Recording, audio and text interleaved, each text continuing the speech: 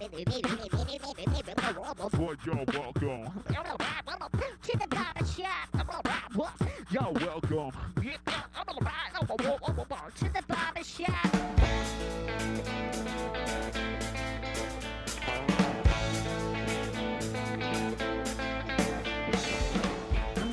Barbershop Podcast. I'm saying episode number 230. Ryan Cannon. I would stake my life on that. Is episode. I think you're right. 230. Ryan Cannon is in the support role tonight. Gary Greenland is at the prow and the bow of the ship, steering us into combat. I am so confident and proud and happy that Gary Greenland is strapping on and getting ready at Barbershop Podcast. Barbershop Podcast, broadcasting from Boxo Studio, the shadow of the great Hamilton Mountain from the city of Hamilton, Ontario, giving you the very best in live original music, live original musicians, real people, the real deal. Each and every week, live streaming on Twitch TV or at your leisure. On YouTube, iTunes, any number of platforms in the digital domain. This is where it's at. This is the good stuff. It is real. And it's real for you tonight, isn't it, Gary Greenland? Most definitely. It is so wonderful after 230 weeks. I don't know how many of those you've been in the booth, but people actually get to hear your voice tonight. I don't know. Our guest tonight doesn't understand how he will be part of a trivia question going on in the future that the person we refuse to give a microphone to, and no one ever heard his voice, is speaking tonight. Because Ryan is going to go do some stuff, and Gary's going to run a couple shows, so tonight's the night. It's magic. It is magic for more ways than one. I've been looking forward to tonight's show for a long time for a very good reason. I am a huge music fan. I am a huge blues fan. Anyone who is a frequenter of this show knows that. We've had so many great blues acts over the years coming in here on the show, and understanding how it sits amongst popular music as the headwater and the Rosetta Stone, as it were, of original music. When you get someone on the show who is a disciple and who is a harbinger of the past and is also bringing a very present, current, transient, transitional movement in blues music, it is a treat. And tonight's guest is none other than Spencer Mackenzie out of the great city of Fort Erie, Ontario. I got to tell you, Spencer, it's a pleasure to have you here on the show. How you doing, brother? Thank you very much. Man, I got to tell you, I used to live in Fort Erie. Really? Yeah, I did. My mom, going back, lived in Fort Erie. My grandmother lived in Fort Erie on Murray Street, which was, just by the river. And my mom went to school there at Fort Erie Secondary School, and she was a vicious, awesome basketball player when she was in there, and became a nurse. And many years later, we moved back there in the 80s. My dad worked for a company, and I went to school there. My sister went to school there, and we lived over in Crescent Park. We lived on Lakeside Drive, which was, and I remember when Antonio's was the very first pizza joint that came in there, walking down to the beach. It's like listening, that's when music became a big part of my life. I remember, the Billy Joel songs and the Steely Dan songs and what was on the radio. And I remember the first time picking up a guitar and how music became part of my life. And to this day, Fort Erie holds that very special place for me, where that's where I was living when I bought my very first record with my own money and things like that. So tell me about your early days with music. Do you come from a very musical household? Well, a lot of people are surprised when I tell them that my parents don't play instruments, but my father is a music fanatic, I like to say. He knows everything about music. He's always listening to music, whether it's rock, R&B, blues. And I could say I come from a musical household because my dad would always blare music. We had kitchen surround sound, speakers everywhere on the ceiling. So it was like just running around the house listening to blues, R&B, and I could say I come from a musical household.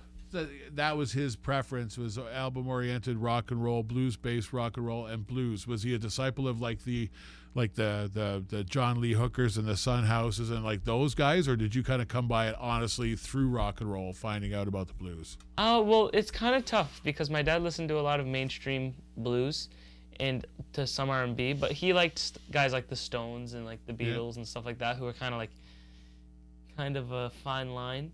Yep. But it was really when Elton Lammy, my vocal coach now, but when I started out seriously taking lessons, he introduced me to Stevie Ray Vaughan, and I was like, "Who's that, Dad?" And he clicked on the track, and I didn't know who it was at the time, but I remember being like 3 years old and 5 years old, running around the house listening to Stevie Ray, and I was like, "Oh my gosh," it clicked. Yeah. So that's how it basically kind of worked. That's a story I tell of how I kind of got into it. And people of a certain generation will talk about the Ed Sullivan Show and seeing the Beatles and how they realized that's what I want to do. And I remember, as someone who loved guitar and loved the blues, like I was listening to, like, very much a weirdo and a strange kid in high school or in college, early years when I was 18, 19, who knew who Hound Dog Taylor was and you know, through John Mayall and the blue-eyed, you know, British Invasion guys who kind of were playing the blues through there, that kind of route of discovery. And Stevie Ray Vaughan was just hitting his first strides of popularity in the early 80s, and I won one of his albums at the time at Mohawk College in a euchre tournament. And I remember just being shocked that that blues was a popular format. So, So when I was in Fort Erie, and again I remember this, where I had a little red AM Consumers Distributing Radio, and I'd listen to stations out of Buffalo. Were you like that? Were you listening to radio? Where was the hook? I mean, as far as when you started picking up and playing, let's talk about that. When did you start playing? When I started playing, the main source I'd get my music from, being a millennial, is probably like the iPad or the computer, anything. Because nowadays you just type anything in to Google and it works. But now I listen to a lot of records and stuff like that and local artists. But I can say that when I'm driving my parents' car and we have the presets on the radio, there's the Buffalo station, 100%, because you get it nice and clear. Yeah. I actually have a friend of mine that helps out with that, so it's pretty cool. I mean, it's interesting because you look at someone like Joe Bonamassa, who's had such a great success, and because of technology and the internet, he was a guy your age when people were starting to take notice of him, and now he is just such a driven but a humble, smart, kind, funny, you know, ingratiated into that culture where the blues is his backbone, but he is spinning his own popular music off of that. How do you find your writing? Do you stick as a traditional blues guy, or do you find yourself just using the blues as kind of a measuring stick in certain ways to a form of pop music that you write? Well, I'll tell you a funny thing a lot of people don't know unless you look at my album, that my dad is actually my co-writer. I do a little bit with him because he writes the lyrics, like poems, and I can say that I kind of like traditional blues, but I like to add different chords and different kind of structures. Like I'm not gonna play, you know, the same 1-4-5 shuffle and A over and over and over again. It's great to play it and it's awesome, but I like to include some songs that like have different stuff. Kind of whether it leads to soul, jazz, rock, and like chord progressions. And singing, I find that when I look up to idols I have for singing, it's more of R&B because it's more like the vocals shine. So when I'm writing, it's kind of like a lot of jazz for guitar and like different stuff with blues, and then for singing it'd be like blues and then R&B for more kind of shining vocals. R&B, it's an interesting bird in that the genre has changed so rapidly, and then there are so many subgenres of R&B, but so many seminal vocal performances over the years, and just like you said, the heart-rendering, incredible vocal performances. Who are some of the R&B icons that you look up to? Oh God, it's kind of tough because sometimes you say he's R&B and blues, but I start naming them off. I love Ray Charles. Ray Charles is a huge fan of mine. Not fan of mine, I'm a fan of his. He would be. He would be. You're a big fan of his. No, but huge fan of his. Yeah. Marvin Gaye I love. Al Green. Yeah. Like, I can go on and on. Yeah. And do you actually go record hunting? Do you go on safaris? And I've actually just started collecting records a few months ago, and it's been pretty cool. And my mentor for guitar now, I have one for singing, like I said earlier, but now my mentor, John Navaroli, awesome guy. He has like thousands of records, and he's like, listen to this, because I go home, listen to it, and I'm like, okay, you know, I'll give this back to you sometime. One day. Yeah, no, but yeah, I think there was one in St. Catharines where it's like this huge record thing where people get together, and I've been to like 2 or 1 of those, and it's like crazy. So just recently. It is great because you can still go and bid on lots. You can still get great records for $1 or $1.50. You can actually build and make a collection. You can get a physical copy. I am glad that so many people resisted the urge to chuck their albums in the dumpster, and they hung on to them, and that they saw life again. It's kind of coming back a little bit, I would think. Yeah, maybe. they outsold CDs last year, so that was for what that's worth anyway. But live performance is where it's at. That's where we're taking this show. We're trying to introduce people who are watching to live original music. It's so hard to get an idea of what's out there and what it sounds like and how that might mesh with your tastes and what you like. But there's a lot of stuff that you don't even know you like yet.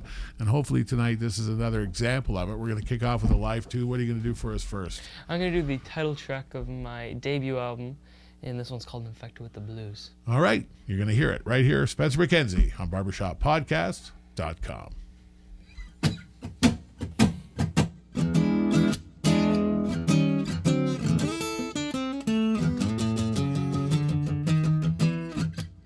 I got the blues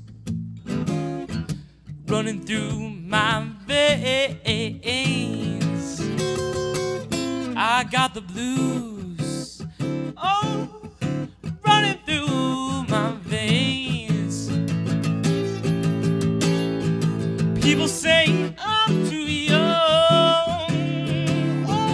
That's a shame. Now I fell into muddy waters. I came out Jimmy Fever, yeah. Yeah, into muddy waters. I came out Jimmy Fever. Gonna play this guitar now, baby. I'm gonna make you a believer.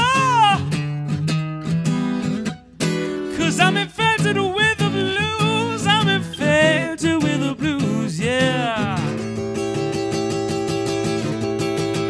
I'm infected with the blues. I'm infected with the blues, yeah. Hey, what a poor boy to do. Oh, when he's infected with the blues. All right now.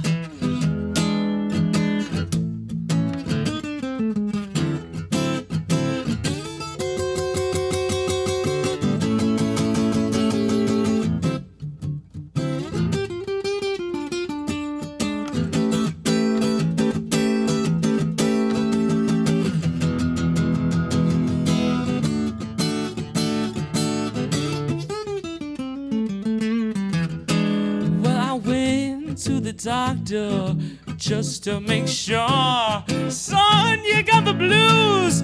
There ain't no cure. You're infected now. I said infected with the blues. Oh yeah. I know this sounds outrageous, but you know what? I'm my bigger. Say this, y'all. Look out now.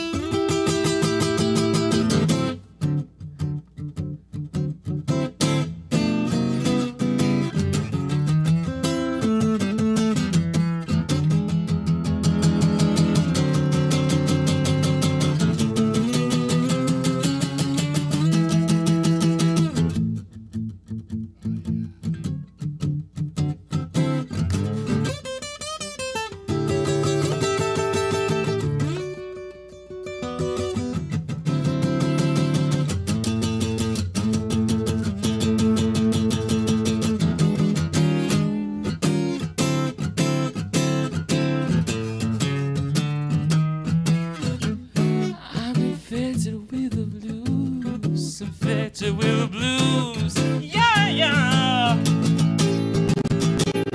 I'm infected with the blues. I'm infected. I'm infected with the blues.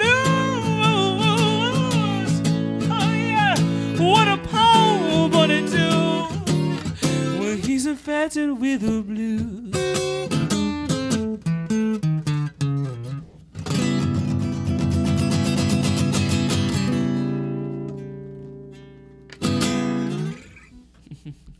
Yeah, that is Spencer Mackenzie, and he is absolutely for real. Infected with the Blues, the title track off of his CD. Is this your debut CD, or is this? Yes, it's my debut CD. Debut CD, and it's always a wonderful thing doing it. Tell me about writing it, putting it together. How much of it was done, and how much of it was done once the process got going? What was the process like? What were the surprises? Tell me about the birthing process of this baby. Well, I'll start with like just the very basics. We Dean Malton, a good friend of mine, produced it at Ground Loop Studios, and we went to Toronto, a studio called Phase One, and they were awesome there. We did it all in one day because it only has 8 tracks, 3 originals, 8 covers, or sorry, 3 originals, and then the rest covers. But it was a huge learning curve because like I'd never heard myself in that professional of a grade, you know, sitting in the mixing room being like, wow, like there's a lot of stuff that you don't know that you suck at or you're good at. So it was a huge learning curve, and like it was just crazy. But I was very fortunate to have amazing musicians, Brant Parker, Dave McMurrow, Sean O'Grady, I can go on, Al Duffy on bass, and like tons of people like harmonica, saxophone, background singers, and like crazy. So we did the rough stuff at Phase One, all the just 4-piece band, and then the rest at Ground Loop Studios in Ridgeway, actually. Yeah. So I just 5-minute drive to listen to my stuff. But the thing that surprised me the most were the amount of tunes that, you know, I thought that were going to be kind of the underdogs, but then weren't. Like one of the favorites of mine, and is actually in a big competition right now for a songwriting competition, and Joe Bonamassa is actually a judge. Nice. Can't think of the name off my head, but the song's called Devil Under Her Skin, and you'll hear it because I don't want to play it acoustic because it's just too good. Yeah. I'm an electric act, by the way, just saying. Yeah. But it's one of my favorites, and when we were recording it, it was like the toughest one, you know, it was the one we took the most amount of takes on, and it was just like, you know, oh, I wonder how this song's gonna be, and then it came out like being just the best, like one of my favorites personally, and sweet. That's kind of like the curve of. So who are your blues heroes? You're a Strat guy, as most blues guys are. Who's your guitar heroes besides Stevie Ray? And I imagine the list goes on and on and on. Who don't you like? But you know, it's like what were the people and having your own sound. The blues. I always try to explain to people, you know, it's the nature of the blues that you're inheriting and interpreting and offering the blues. It's that whole call and response nature that you're going to put your own, you're going to put your mark on something that may be familiar in so much of a structure or a key or a shuffle or whatever the pattern is. But as far as developing your own style, really sweet vocals, really nice guitar, playing. Have you been compared to anyone? Have you modeled yourself after anyone, or is it just kind of holistically spring out of the ground? So, like, to answer both your questions, I've been compared multiple times to either Quinn Sullivan or Johnny Lang, either for the playing or for the age aspect, one of the two. But I've been compared to them.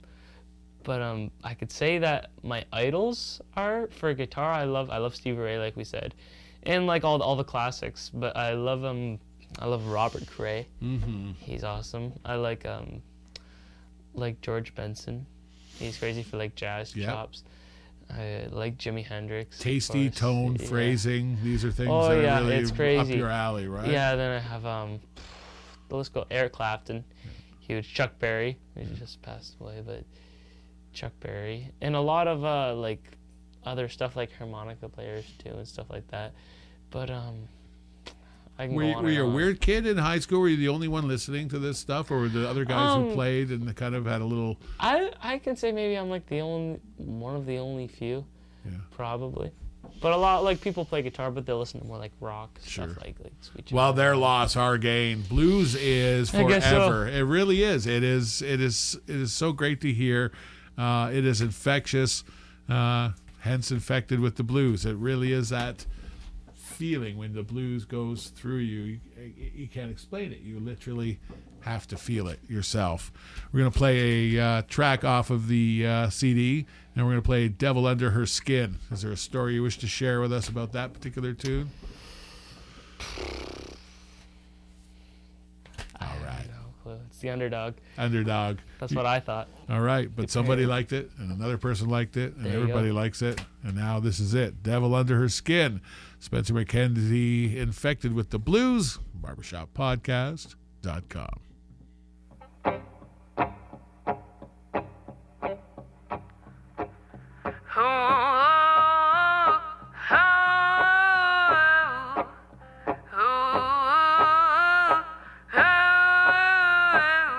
Well, I'm not a church and goer, but I have my faith. Save me from temptation, give me all your strength.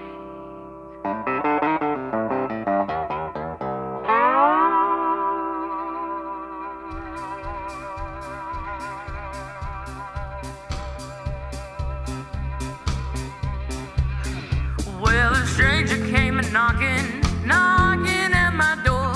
She looked so good, like I've seen her before. Ooh, yeah. Ooh, yeah.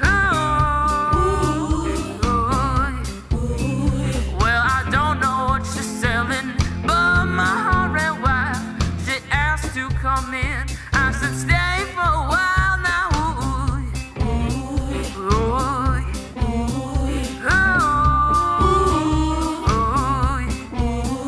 Well, I'm not a church goer, but I have my faith. Save me from temptation, give me your strength.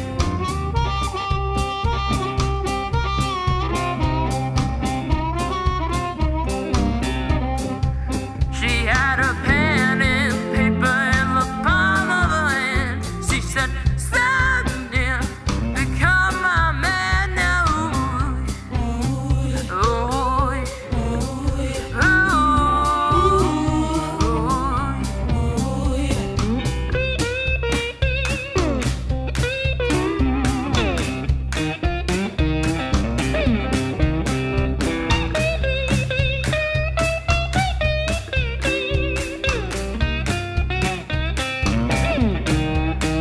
I was hypnotized, out of control. She didn't want me, she wanted my soul now. Ooh,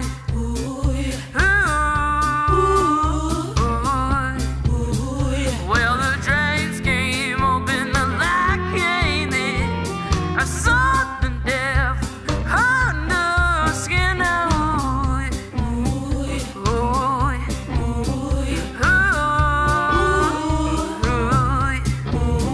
Well, I'm not a church goer, but I have my faith. Save me from temptation, give me all your strength, 'cause then I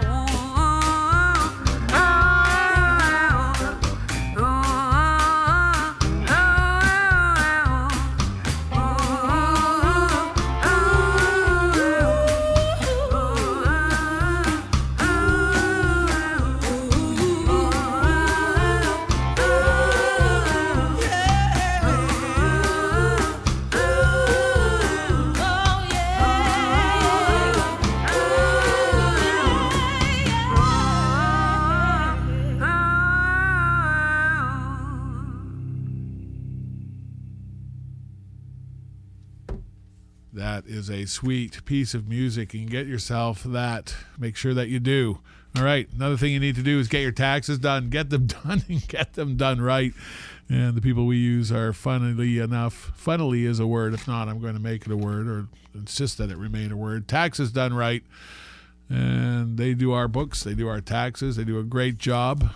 Prices are incredible, service is incredible.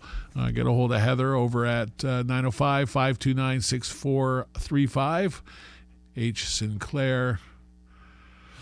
Well, there's the email right there. You can pause your machine, get a hold of them at Taxes Done Right. They are fully certified, and we'll make sure that you get every dime that is owed to you. And if you are a musician, they are well experienced to working with musicians.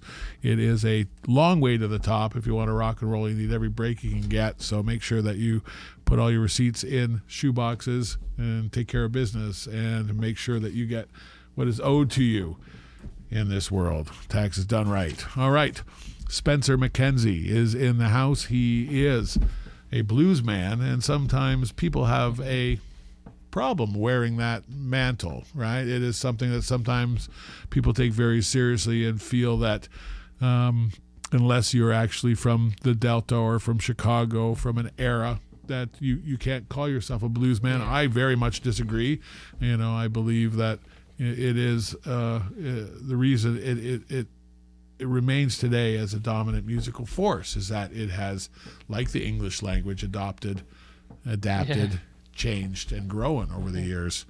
What's your feeling on blues, or do you just not even feel about it? It's just the music that you play. Well, I think that's actually, if you didn't listen to the lyrics that well in the last song, the title track called "Infected with the Blues" is actually the meaning of it is about, you know, infecting you with the blues, and people say I'm too young. Ooh, that's a shame. Yeah. So what it is sometimes I have people come up to me and it's like, why do you play the blues? You can't. You're too young. You haven't experienced a drug problem or a divorce, or like all these bluesy stuff. And I kind of say to them, it's like I don't feel blues through the lyrics, like, you know, like, oh, my baby left me. Yeah.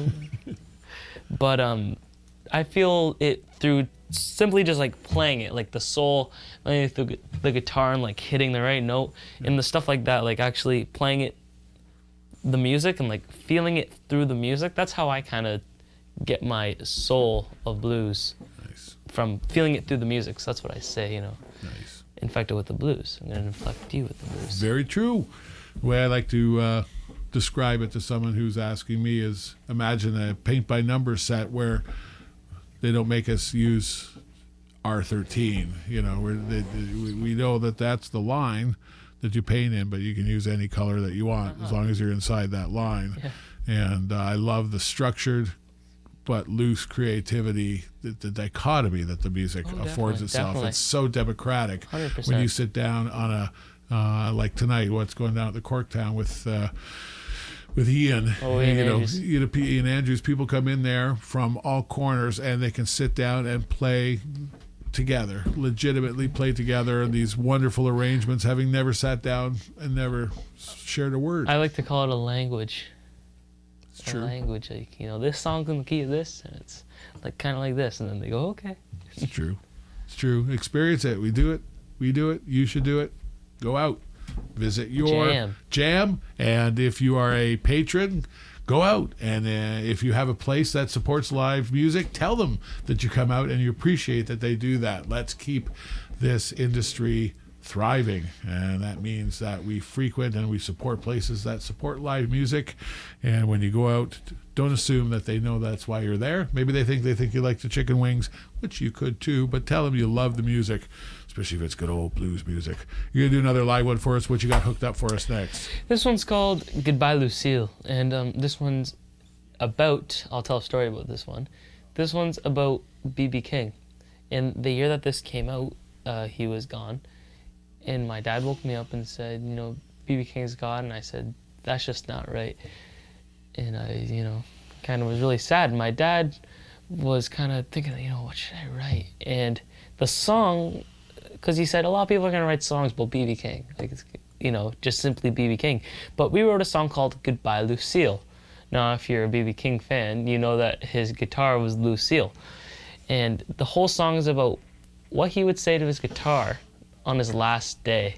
Wonderful. kind of like Wonderful. talking to it. People think it's a love song sometimes. Yeah, it really is. You know, the relationship any player has with their guitar, let alone one like that, who he named after his girlfriend and saved the guitar in a fire. Yeah. Great stories, as every blues man must have. And, well, this is it. You're going to hear it right here, right now on barbershoppodcast.com.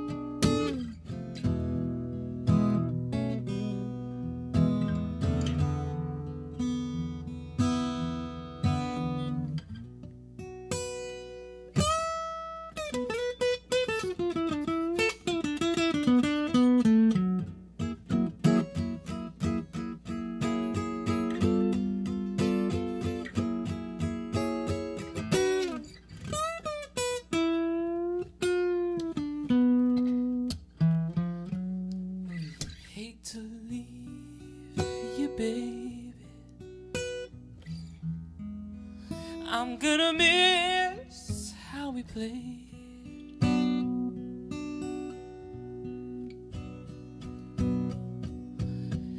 Hate to leave you, baby. I'm gonna miss how we played.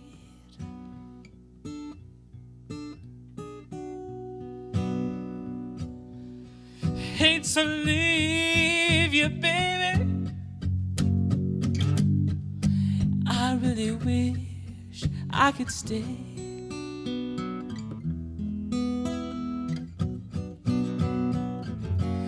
I'm gonna miss holding you, darling. Ooh, right in these loving arms.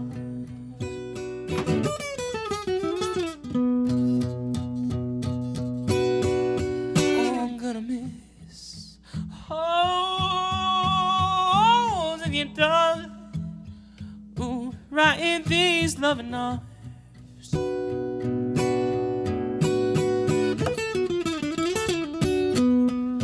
Gonna miss playing the blues, baby, and singing our songs.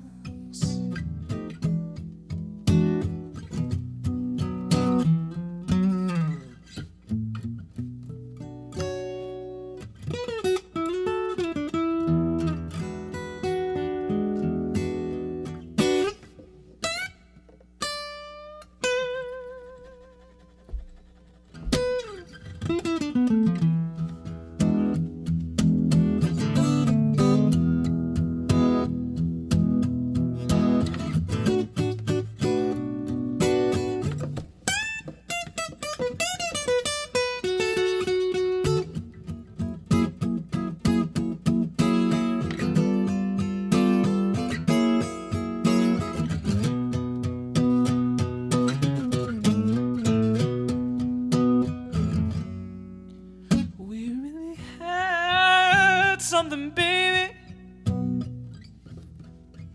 but I must be moving on. Yes, we really have something now, darling. Oh, but I must be moving on. I must be moving on. Lord's hands on my shoulders, babe, and he's saying to me, it won't be long, it won't be long. Ooh, ooh, ooh.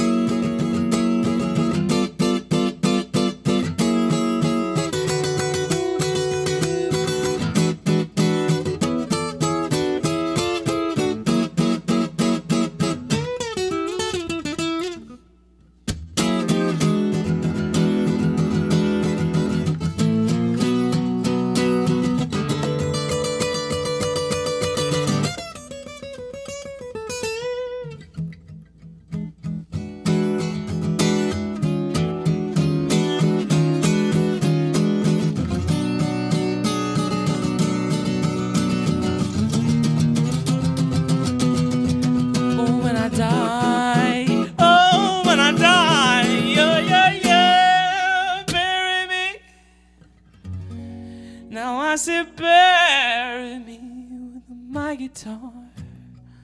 Oh yeah, all right, yeah, yeah, yeah. Oh, oh.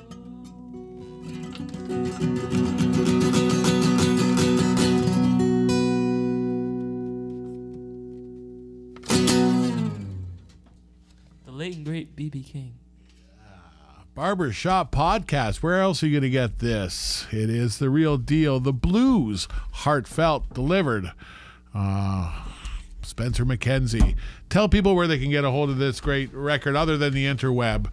They can buy the hard copy. And I implore everyone, get yourself a CD. Get yourself a CD. They sound so great. The longest time people were like, oh, they're just, zeros and ones. But compared to an MP3, they're nice to have on. You to could get actually, yourself. besides getting them on iTunes or my website, Lynn's CD Baby, I'm pretty sure, you could actually get them online, the hard copy yourself. And, they'll be in order to come to my house. I'll package it myself. Wicked. And that's what you get. You send it get on somebody actually sending it from SpencerMackenzie.ca. Okay, we're going to have the link there on the site. Make sure that you get yourself some. It is a great, great CD. A debut CD, sure destined to be a collector's item. You know it. All right. So in the, the genre of blues, there's so many. You had you got to go to the Maple Blues Awards, which Yes. I always loved going when I was friends with a number of people who were involved with Mr. Richard Flowhill and whatnot, and I would go to that, and I would quite enjoy it. It was always such a depth and breadth of talent. There's a lot of great blues talent in Canada, and I dare say that Canadian blues has a certain flavor all its own. Oh, definitely. And you get someone like Holger Peterson and Stony Plain and people who have supported the blues. Who are some of the people you want to give a shout out to who supported blues and blues music and supported you over the years that you just might want to say? I hate to put you in a position to forget anyone, but No. Well, before I say that, when you're talking about influences, a lot of my influences are local. Like I listen to are actually local. Yeah. Which is crazy, but I think the guy that's up there for sure is if you've heard of him, good for you, Brant Parker. Do you know him whatsoever? And he really I went to his jam a long time ago, like a few years ago, and he kind of just swooped me up from there. And he has a thing, at Bay City Music Hall in Hamilton, and every Sunday he has guests. And what I would do is if I ever came there, he said, "Hey man, did you bring your guitar?" And he would go, he said, "Go get it." And the guys he had on that stage are crazy. So it's like a Jack DeKaiser. He's had Tony Wild, T. Springer, Chuck Jackson, and I can go on and on and on.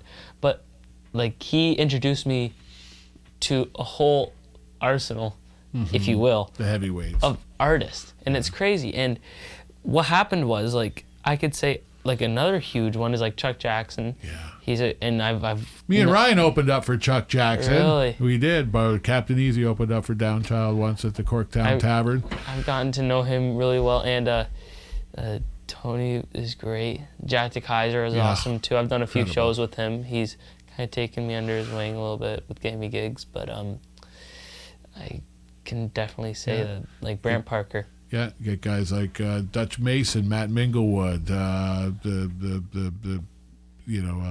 Colin Linden, Colin James. It just goes on and on. There is so much. And not to sorry to cut you off, but since Brant introduced me to Jack and all those guys, and then they're obviously pretty big. So then when I go to the places like the Summit, during the winter, and I get to meet all these bands like a Monkey Junk. I loved to meet them. Cecile Duking from Munch for Y'all. I got to meet Dawn Tyler Watson. She's crazy, and I can go on and on and on. But it's crazy throughout Canada now. It's crazy. I could say they followed me a little bit, or I've stolen from them their licks or whatever. But It's crazy. It's going. How old are you now? 17. 17 is, I always say, is my favorite year. Really? It was magical for me because at the time it was right before the full weight of adulthood. You know, like, i.e. my dad said, get out of the house. He still couldn't throw me out at 17. So you had the essence of adulthood, but you're just kind of on the cusp where, of course, I wasn't a musician, but you probably have a good feeling right now about where you're positioned and going forward. Definitely. Excellent. All right, we're going to hear another tune off of the CD. This one is called Jumping from 6 to 6. What do you want to tell us about that tune? This is a cover tune on the Colin James Little Big Band record. I'm a huge fan of Colin James, and I got to meet him, and I'm honored to do this song, Jumping from 6 to 6. All right. Going to kick ass right here, right now. BarbershopPodcast.com.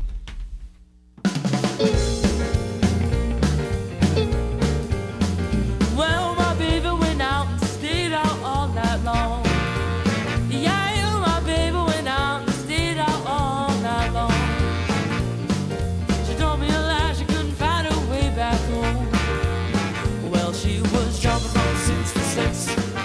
Jumping from 6 to 6. Jumping from 6 to 6. Jumping from 6 to 6. Jumping from 6 to 6. She got herself in a heck of a fix. She called me up about 5:25. Said, give me a daddy, I don't want no job. 10 minutes later, her boyfriend called. Said, come on, baby, let's have a ball. Jump from 6 to 6. Jumping from 6 to 6. Jumping from 6 to 6. Jumping from 6 to 6. Jumping from 6 to 6. She got herself in a heck of a fix.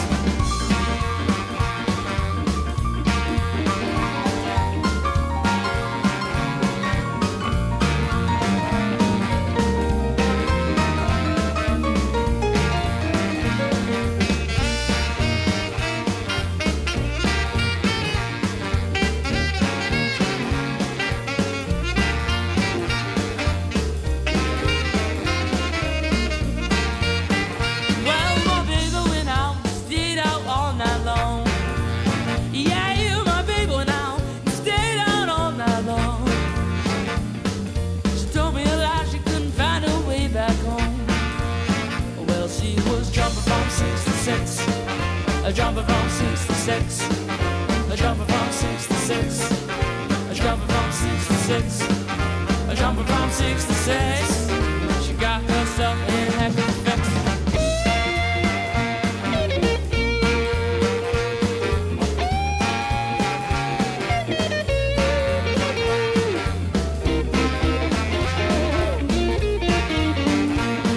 She's standing in the door about 1:15. They asked me, Daddy, did I do wrong? Step aside and drive her back. She hit me right in the eye. Jump from 6 to 6. Jumping from 6 to 6. Jumping from 6 to 6. Jumping from 6 to 6. Jumping from 6 to 6. She got herself in a good fix. She got herself all fixed.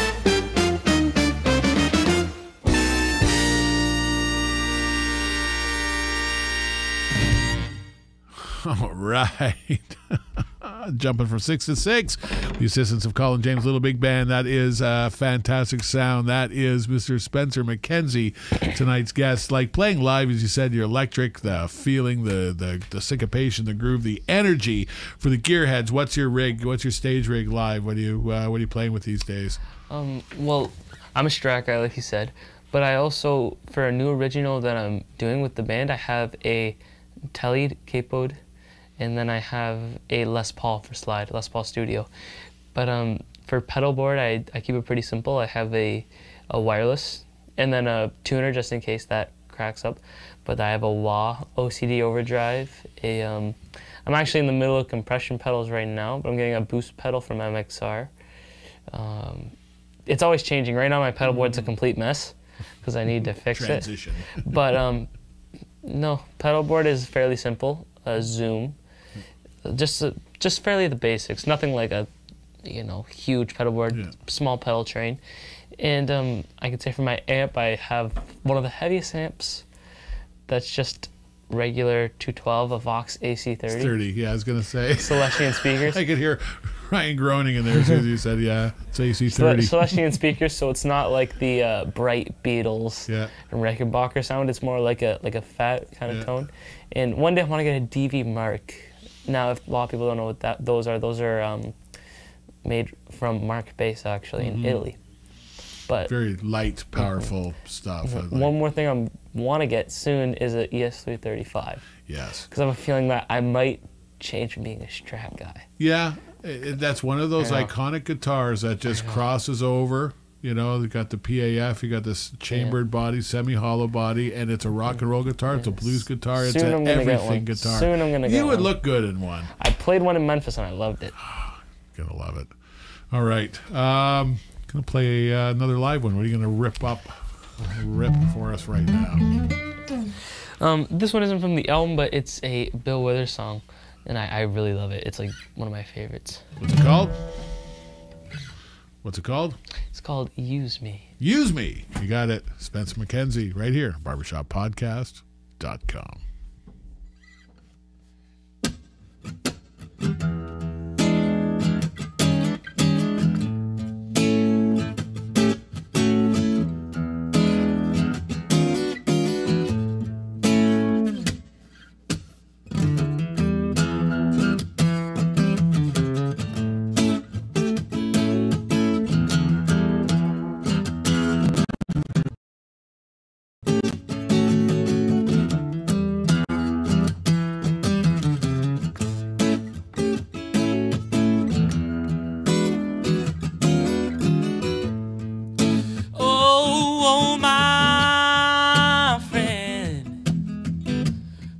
It's their appointed duty. They keep trying to tell me all you wanna do is use me. Oh yeah. But my answer, all that other use me stuff,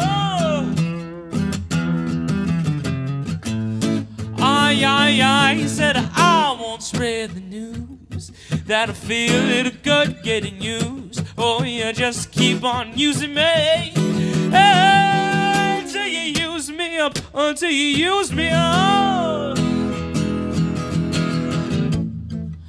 Now until you use me up.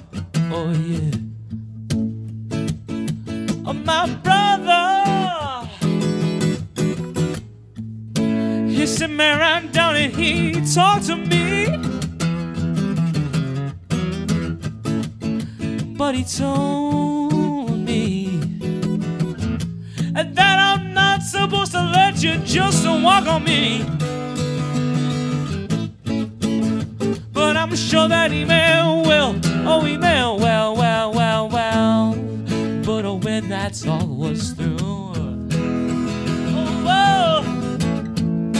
I said, oh brother, if you only knew, I wish you were in my shoes. Oh, you just keep on using me until you use me up. Hey! Now until you use me up. Oh yeah.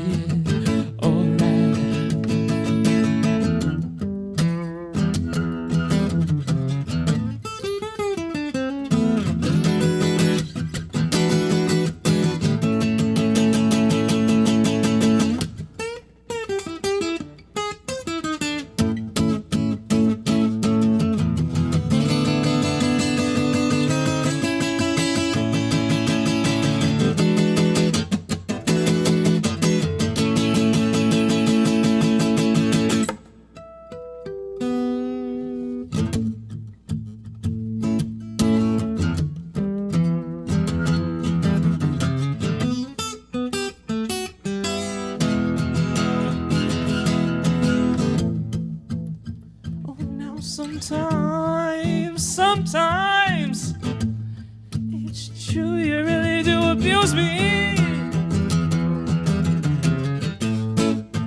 Oh, now you got me in the realm people, and then you're acting real mean to me. Oh, yeah. Nah, I said, baby, when you love me, I can't get enough. Oh, yeah. I said, I won't spread the news that I'm feeling good getting used. Keep on using me till you use me, till you use me, now till you use me,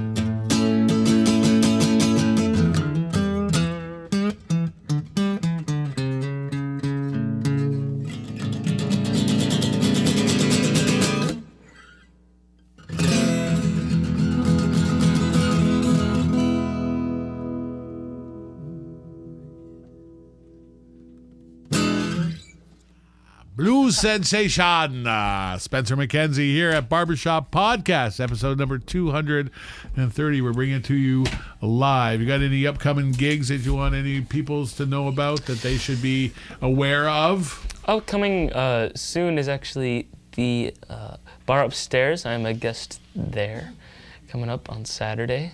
And next week is Churchill Arms in Kitchener.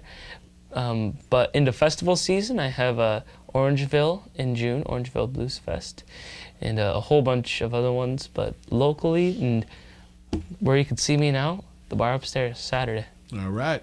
You got to follow. You got to get on the interweb. You follow this gentleman, get on his social media, become a fan, become a supporter. It's great when you have a band and you have to see them become super popular one day and worldwide. You go, I was with them in the early days. I supported them. I went to their shows. Supporting all international acts were local acts at some point in time.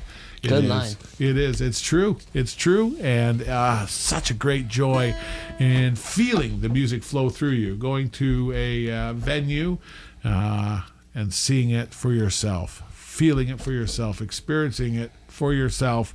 Live original music. We are huge proponents here at Barbershop Podcast. Big proponents of cool music. And we're just spinning and spinning and spinning. We're going to go right back to it. Sinner's Prayer. I mean, if anyone's going to need a prayer, it's the sinner. The sinner in all of us. The subject of so many songs, and certainly at the crux of the blues is the sinner and the sinner's prayer. Shall we let them have it, Spence? Yeah, I'm just going to say that this song is Ray Charles sang this one. He didn't write it, but this is a favorite Ray Charles tune of mine. Oh, it's going to pick up steam, rolling downhill, and you're going to get it right here, right now on barbershoppodcast.com.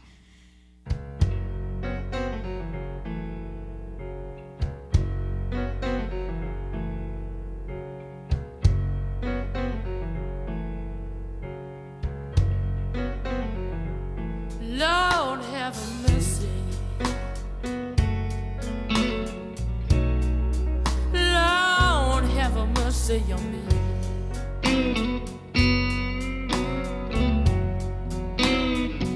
Lord have mercy.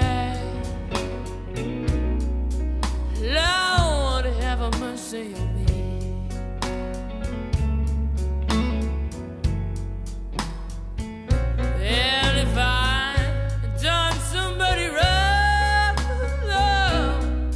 Have mercy, yeah.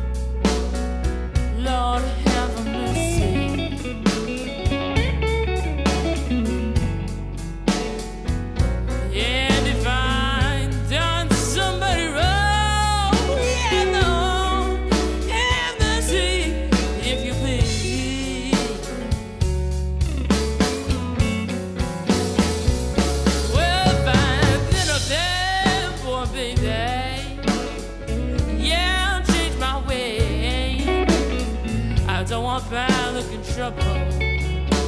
Oh, the end of my days, please, please have mercy. Lord, have mercy on me.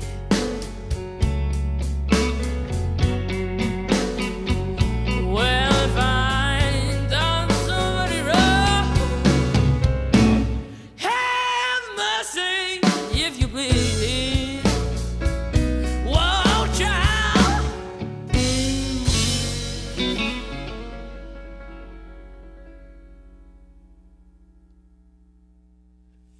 And that is The Sinner's Prayer, available on the debut CD of Spence Mackenzie, Infected with the Blues. You got to get yourself one of these. It is a pleasure to have you in. We're going to jump right into another live tune. I got I'm talked out. I just want the blues. I need to be more infected with the blues. What are you going to do for us next? Well, I'm going to just start this one by saying it's a Bob Dylan song. But it's the last track on the album. But a lot of people don't know that this is a Bob Dylan song. He's written so many. All right. You're going to hear it right here, right now on barbershoppodcast.com.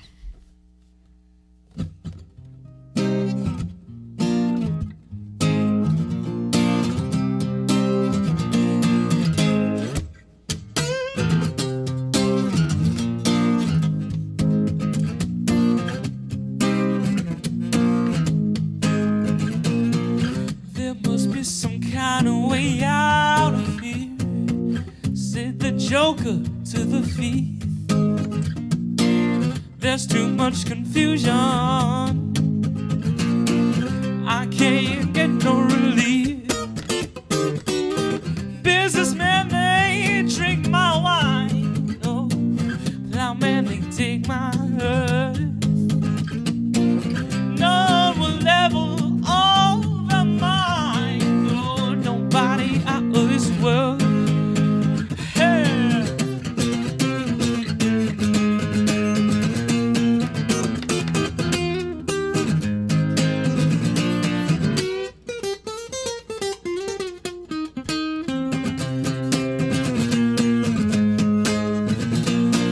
No reason to get excited. They'll feed the counters both. There are many here among us, oh, yeah, who feel like life is but a joy. But you and I will been through all that, oh, and this is not our thing, not our thing. Hey. So let us not talk first thing now, but it was getting late.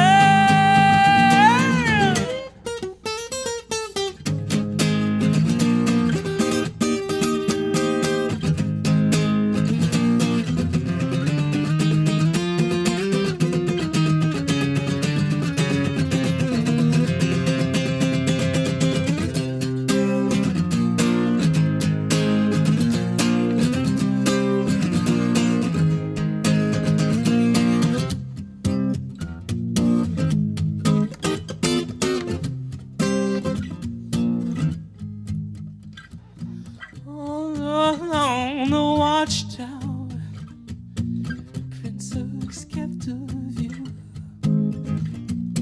while all the women they came and went. They brought service too, yeah, yeah. But outside in the cold distance, yeah, a wildcat dig ground. Oh, two riders were approaching, baby, and the wind began to